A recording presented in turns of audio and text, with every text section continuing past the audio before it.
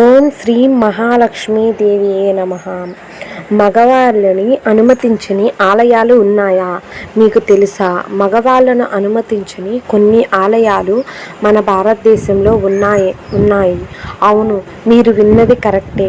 మన భారతదేశంలో ఇలాంటి ఆలయాలు అక్కడక్కడ కనిపిస్తాయి. అక్కడ కేవలం ఆడవాళ్ళు మాత్రమే ఎంట్రీ ఉంటుంది, మగవాళ్ళకు ఎంట్రీ ఉండదు. గుడిలోకి మగవాళ్ళు రాకుండా ఉండేందుకై అక్కడ కాపలాదారులు పహారా కాస్తుంటారు. ఇంతకీ ఆ ఆలయాలు ఏంటో తెలుసుకుందాం.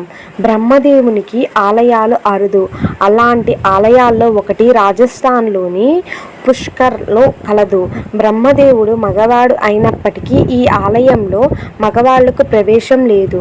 కారణం, బ్రహ్మయజ్ఞం చేయాలనుకుని నిశ్చయించుకున్నప్పుడు సరస్వతీదేవి అతని పక్క ఉండదు. బ్రహ్మ గాయత్రి అనే మహిళను పెళ్లి చేసుకుని యజ్ఞాన్ని పూర్తి చేస్తాడు.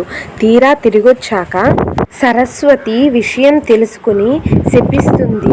ఆ ఆలయంలోకి పురుషులు ప్రవేశించకూడదని, ఒకవేళ వస్తే వారికి దాంపత్య సమస్యలు వస్తాయని చెబుతుంది.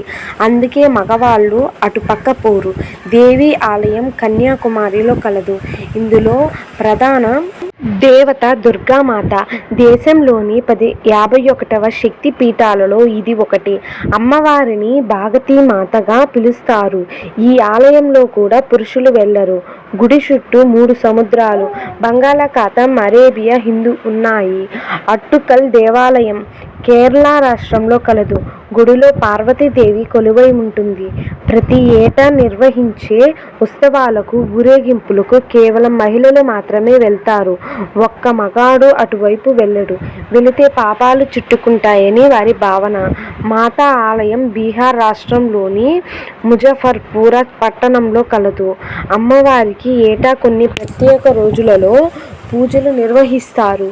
ఆ సమయంలో కేవలం ఆడవారిని మాత్రమే గుడిలోనికి అనుమతిస్తారు, మగవారిని అనుమతించరు. చక్కతాలాతుకు దేవాలయం కేరళ రాష్ట్రంలో కలదు. ఇందులో దుర్గాదేవి కొలువై ఉంటుందట. ఇక్కడ కూడా కేవలం ఆడవారు మాత్రమే లోపలికి రానిస్తారు, మగవాళ్లకు నో ఎంట్రీ.